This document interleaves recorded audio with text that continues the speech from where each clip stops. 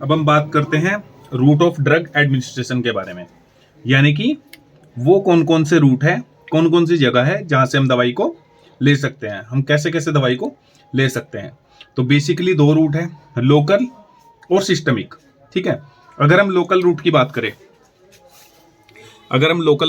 करें, तो इसका मतलब है जो हमारा ड्रग का सिस्टमिक अब्जॉर्प्शन है वो क्या होगा, या तो मिनिमल होगा या फिर होगा ही नहीं। ठीक है, लोकल रूट मतलब। सिस्टमिक अब्जॉर्प्शन का मतलब क्या होगा, जो हमारे ब्लड स्ट्रीम में दवाई जाती है उसे क्या बोलते हैं, सिस्टमिक अब्जॉर्प्शन। अगर हम लोकल रूट से दवाई को लेते हैं तो वो हमारे ब्लड में दवाई नहीं जाती है। ठीक है, जाती है तो बहुत मिनिमल होगी। और सिस्टमिक रूट का क्या मतलब होगा, जो हम दवाई सिस्टमिक रूट से ले रहे हैं वो हमारे ब्लड स्ट्रीम में जाएगी। ओके, अब बात करते हैं हम लोकल रूट की, क्योंकि जो पहला रूट है उसके अंदर तीन तरह के रूट आते हैं, टॉपिकल, डीपर टिश्यू और आर्टीरियल सप्लाई।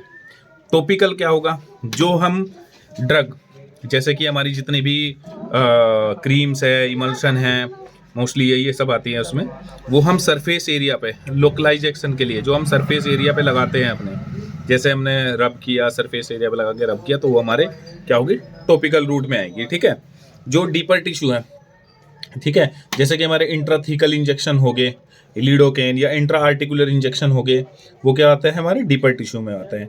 और आर्टीरियल सप्लाई क्या होगा, इंट्रा आर्टीरियल इंजेक्शन जो होते हैं हमारे, वो होगा आर्टीरियल सप्लाई। अब हम बात कर रहे हैं सिस्टमिक रूट के बारे में। सिस्टमिक रूट में भी हमारे जो है दो आते हैं सिस्टमिक रूट के अंदर भी। एक तो होता है एंट्रल, एक होता है पेरेंट्रल। ठीक है, पेरेंट्रल मतलब कि जहाँ पे हमारा जो दवाई लेने का तरीका है वो कुछ अलग होगा, या तो हम इंजेक्शन के थ्रू लेंगे, या फिर इनहेलर के थ्रू, या फिर नेजल स्प्रे के थ्रू हम दवाई लेंगे, उसको बोलेंगे हम पेरेंट्रल। एंट्रल में क्या क्या आता है हमारा, जैसे ओरल हो गया, जितने भी हम टैबलेट, कैप्सूल, सिरप हम लेते हैं वो क्या होगी हमारी, वो एंट्रल रूट में आते हैं।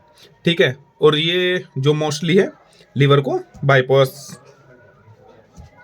नहीं करते। ठीक है, बाईपास नहीं करते जो ओरल रूट से हम लेते हैं। ठीक है, उनका मोस्टली जो है लीवर में मेटाबॉलिज्म होता है, जितने भी मेडिसिन हम लेते हैं, क्योंकि वो पहले लीवर में जाएगी, मेटाबॉलिज्म होगा, फिर सिस्टमिक सर्कुलेशन में जाता है। पहला हमारा ओरल है, फिर रेक्टल है, ठीक है, देन सबलिंगुअल।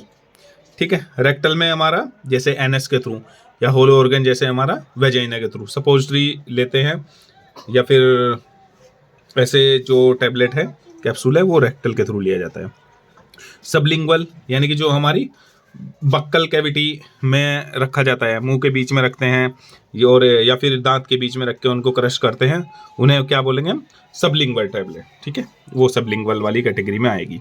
सिस्टमिक के सबसे पहले रूट ऑफ एडमिनिस्ट्रेशन, अर्थात हम दवाई किस किस तरह से ले सकते हैं, दो तरह से ले सकते हैं, लोकल और सिस्टमिक। लोकल के अंदर हमारा आता है topical, deeper tissue, arterial supply. Systemic के अंदर हमारा आता है एंट्रल और पेरेंट्रल। ठीक है, एंट्रल में हमारा आ गया ओरल, रेक्टल, सबलिंगुअल। जैसे कि हम टैबलेट, कैप्सूल, सिरप अपना लेते हैं तो वो हम इन रूट के थ्रू लेते हैं। ओके, अब हम बात करते हैं पेरेंट्रल रूट के बारे में। ठीक है, अगर हम पेरेंट्रल रूट के बारे में बात करें तो ठीक है, पेरेंट्रल रूट मतलब कि अवे फ्रॉम जीआईटी, यानी कि हमारा जो गैस्ट्रिक सिस्टम है यह है उसमें होकर नहीं गुजरता। ठीक है, पेरेंट्रल मतलब जो हमारा गैस्ट्रिक सिस्टम है यह उससे होकर नहीं गुजरती है। ठीक है, पेरेंट्रल में सबसे पहले हमारा आता है इंजेक्टेबल और नॉन इंजेक्टेबल।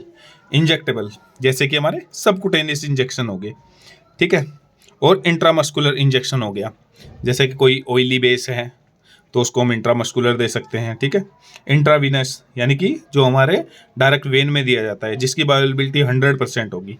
ठीक है, इंट्राडर्मल जैसे कि बीसीजी वैक्सीन लगती है तो उसे हम क्या बोलते हैं, इंट्राडर्मल। ठीक है, ये तो हो गए हमारे इंजेक्टेबल, जिसमें हमारे 4 आते हैं, सबकुटेनियस, इंट्रामस्कुलर, इंट्रावीनस, इंट्राडर्मल।